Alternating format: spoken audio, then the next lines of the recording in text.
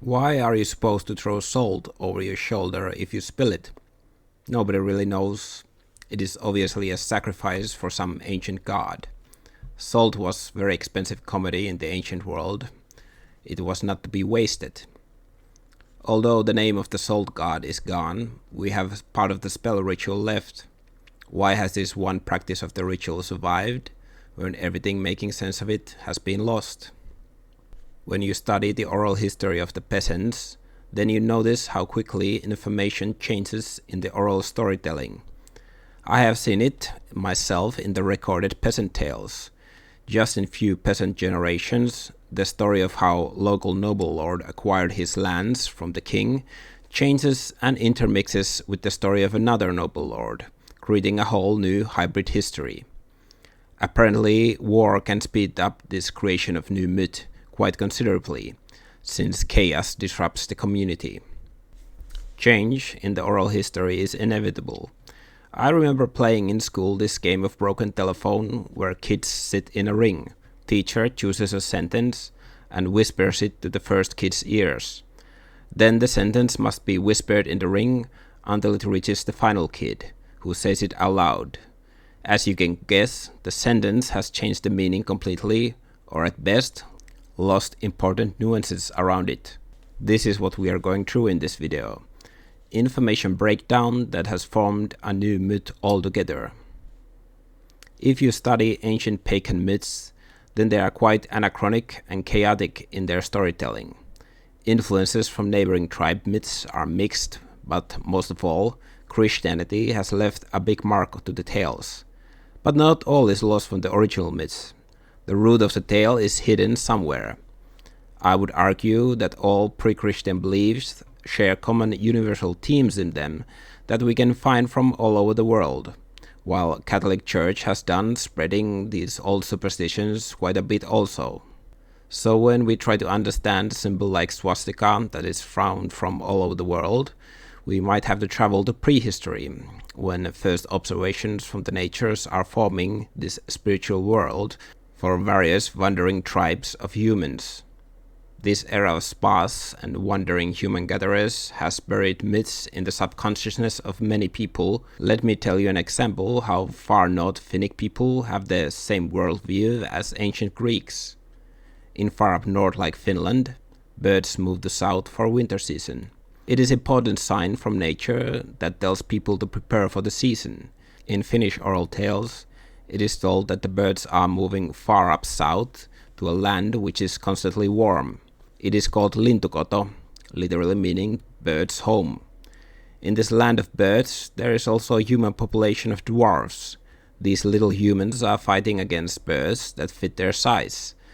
The tales specifically mention cranes that are also symbols of the ghosts for Finns.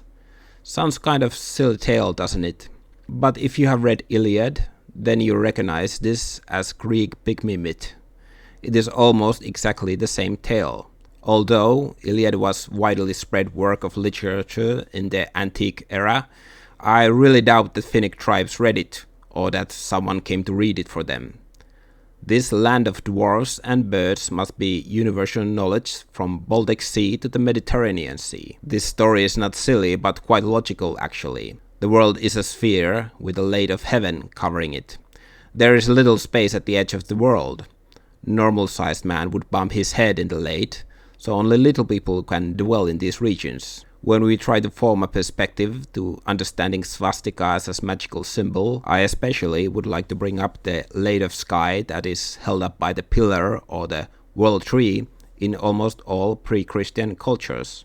Like in the cave paintings from Chalaruga that I have made a video about, I think one has to make an assumption that the observation of the night sky has happened during the Stone Age already, and this spread of knowledge about star sky has spread to almost all population of Earth at some point. The ancient Babylonian astronomers wrote this basic knowledge down and expanded it with rudimentary scientific methods. Highest power against humans is held by the gods in the sky. Because I hold this viewpoint that rudimentary astronomy is universal and important skill of all prehistoric nations, it makes me lean in to believe that the swastikas are astronomical signs originally. In the middle of heaven, it is the tree of life that holds up the sky. It divides into 4 cardinal points with the simple cross, and then the additional branches point the direction of the rotation of the night sky. It is a symbol of omnipotent power of sky. The tree of life in the middle of it gives life and makes everything natural and supernatural possible on Earth. Let me show you the first depicted painting of swastika symbol discovered in a bird made from horn. It is probably from 10,000 years before Christ, and it was discovered from Ukraine in the Sumy region. During that time, Western steppe was busy area for nomadic human populations. I think it is quite fitting that the world tree symbol is painted in the back of the bird, messenger of gods, one that can travel to the star sky and to the branches of the world tree. But I really couldn't tell you what this symbol meant for those people. But most likely, it is not the first time this symbol has been painted. But let us now focus on finno-ugric tribes that reside in the area of Finland thousands of years ago.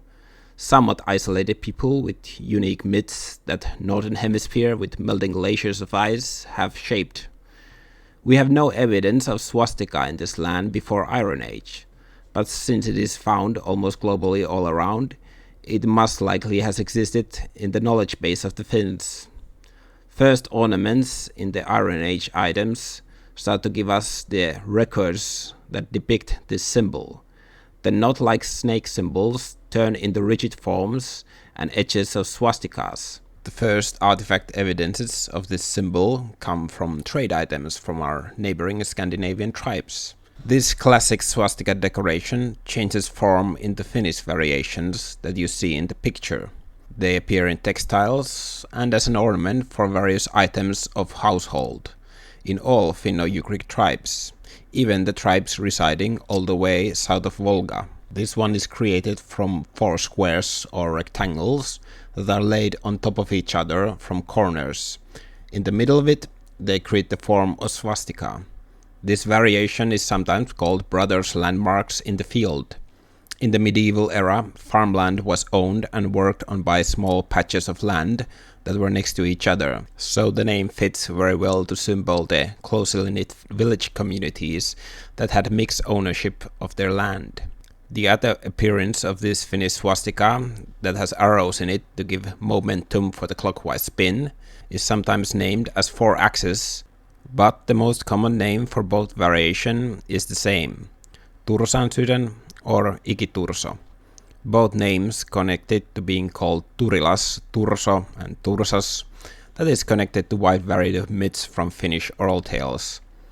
I will index all of these varieties of the name as Tursas for this video. The name Tursan sydän means literally heart of Tursas. It is actually very easy to see heart symbol in this variety of swastika. Heart has 4 chambers for most common animals, and all organ meats were a basic staple of nutrition. So this knowledge of anatomy was just everyday observation for a person that does everything for the sake of his food chain. The other name, iku-turso, on the other hand, means eternal Tursas. And what exactly is eternal in this world? Both have very powerful connections of this being called Tursas.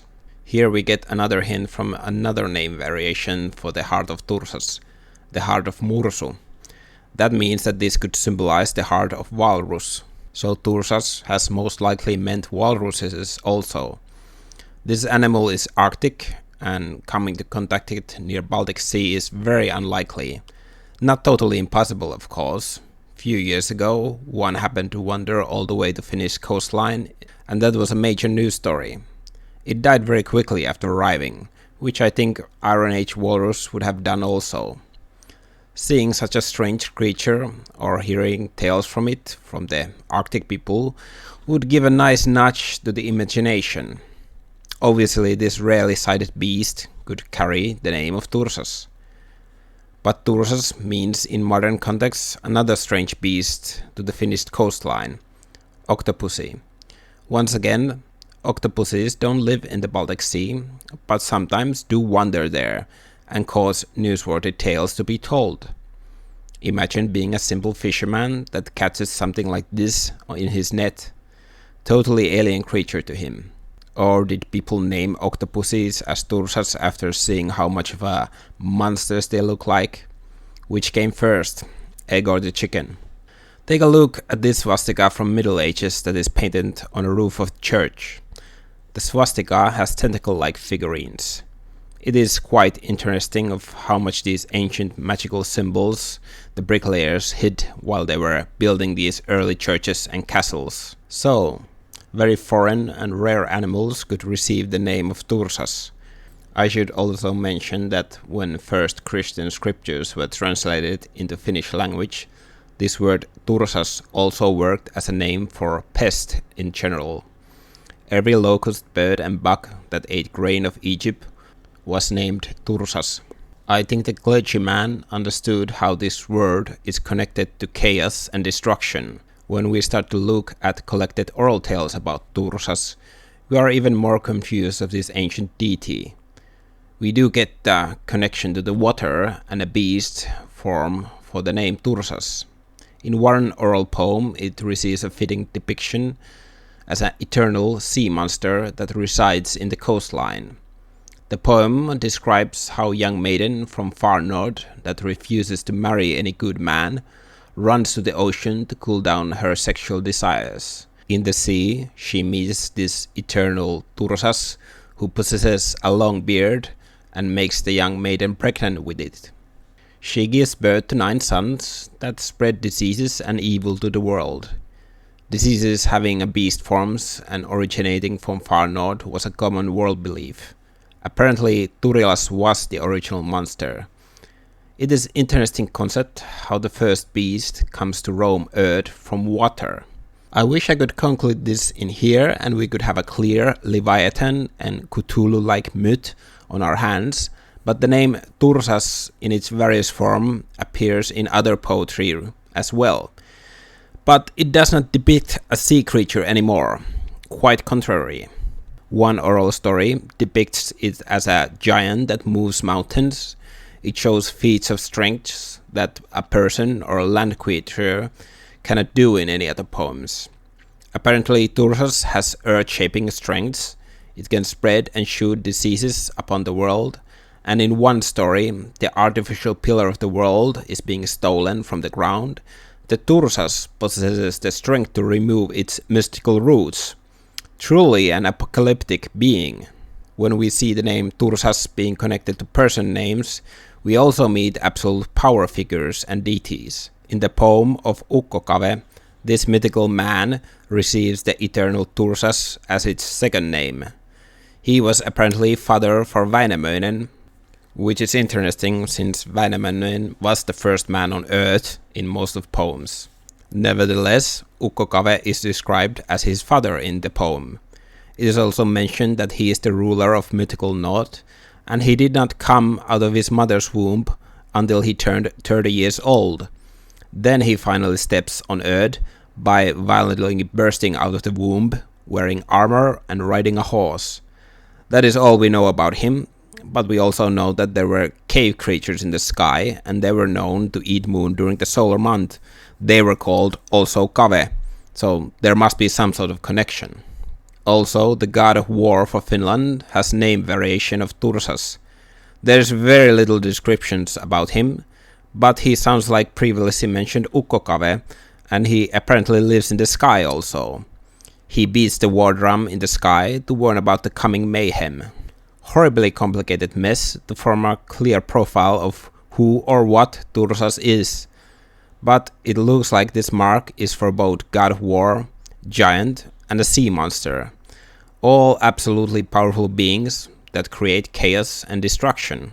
These oral tales of Tursas had lived all the way until 19th century, and it is obvious that they are foreign influence in the Finnish mythology and did not fit in the main thematic lines that various deities and stories held in general pagan worldview.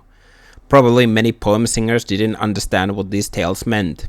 This loss of original source material might have happened early in the oral variations, since for many, renewed forces of deities were hid behind secret names that stuck as their main name. So Tursas could be a pseudonym for something that you should not call by its real name. If you look for the name etymology again to connect this foreign tale to some foreign god, then we receive two good viable options for it. First theory is that Tursas comes from the Germanic word burisage, which can either be a sea monster or a giant, just like some Finnish tales describe him. Another good option might be the Germanic god Tyr, who could fit very much into this Mars-like god of war tale about Tursas. Although I have to point out that the T rune symbol is associated to the god of Tyr, not Swastika. Runes were known in the runic calendars that were quite common in Finland. They are calendar sticks that describe the important timekeeping elements for the farmers. In this one, there are actually hearts of the Tursas carved as a mere decoration, although you can't see them from this picture. Could one god have so many symbols? We can't seem to pull the veil away from this mystery, but then let's look at something else. What is the function of this symbol? Why is it in everyday items? How does the mark of the chaos beast turn into symbol of good luck? The power of the symbol is apparent in Finnish house markings. The mark of the house was put on items, kettles, and official documents for the house. The different swastika markings are quite common if you take a quick glance on different regions' house markings. It would be interesting to look at the name etymology of these houses to find out if the wood markings have some sort of connection to the name Tursas. Etymology, or search of the origin of the words, is quite important in understanding this quickly developing oral history that hides myths behind them. Here is also a staff of an elder man of a village. There are the house markings that make up the village, and one of them is full swastika, while others are slightly changed ones. This means that there is a most likely family relationship between the houses. Land was split for younger brothers also. They formed a house with a similar name or slightly changed name, and obviously they took the original house marks with them and also gave a slight variation to the mark. For me, the clue is in the places that this mark exists in many items. It is inside vessels, boxes, and etc., where small creatures could hide. This mark is supposed to keep them away from there, from turning food bad or bringing bad luck and diseases inside the house. This video would be quite complex if I started to explain about different kind of small supernatural creatures like gnomes, fairies and goblins that lived on Earth along men. But let's just say there are magical small creatures that have clear territories in the land. To keep them away, you will need some magic. For example, when thunder struck a tree or object, people saw it as thunder god killing various small trolls from the nature. It was said that small trolls run away during the thunderstorm for lightnings, and therefore it was important to take open pots, pans and vessels of all sorts quickly inside, so that no trolls could hide in there. Thunderstorm could also ruin the milk and cause all sorts of problems if not quickly reacted to. I guess that is why you should have a good luck symbols, especially near food storages, because molds, fungus were all trails of these wandering small creatures on Earth. It is quite obvious why the Slavic people used the god of thunder symbol as a mark of protection and worship, but I think Tursas also makes a similar connection to the god of thunder. That beating war drum from sky sounds a lot like thunder god. It is difficult logic and conclusion to understand, but if you study how people worship their pagan gods, then the spiritual and the supernatural was around them all the time. Somehow this mark of chaos creates order. It holds enough power to keep small land trolls and gnomes from hiding inside their everyday items. Apparently it worked, and by passage of time, it became just a general symbol of luck. And do not take the concept of luck lightly. For pagan people, luck was equal for everyone, and only magic could disrupt this balance. If someone was luckier than someone else, then there must be magic involved. This symbol of luck survived through time, just like throwing salt over your shoulder, because it was a simple trick to keep luck on your side. Remember, people didn't live in harmony with the nature, they lived under its rule. Crops and animal husbandry requires a lot of carefully scheduled planning and preparation according to the calendar year. In Nordic seasons especially, the threat of famine for coming winter is a very realistic scenario if the crops fail. The wisdom of elders contains a lot of useful practices to ensure good crop yield, but it also contains a lot of superstition and rituals that by common sense should not interfere to the outcome of the harvest. But who is going to take that chance? So peasants are common people that have kept this tradition alive because they are very observant people generally, to the point that they could forecast from small signs the outcome of the harvest. Peasants have studied weather and human interaction for generations, which they form these rituals that are supposed to bring luck. One is supposed to act in a certain chronological order to replicate a successful season. It sounds neurotic and lunatic-like behavior, but that is what life with chance is. And the symbol of good luck must be much older than agriculture. The game of chance does not start from agriculture.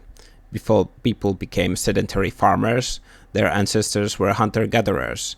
Again, hunting is a very luck-oriented activity, maybe even more than farming. They lived under a harsh order of nature without metallurgy and its tools, so they must have more knowledge how to control this random events of nature around them than the farmers. They probably drew this first swastika to the ground, and it must have passed along the skills to the future generations to come. It is not mere skill and tools that allow humans to survive, but the random chance that is given to us by nature. So this symbol of world tree can stabilize life by giving a peace of mind that everything will be in order again. Luck will be stabilized and life can continue.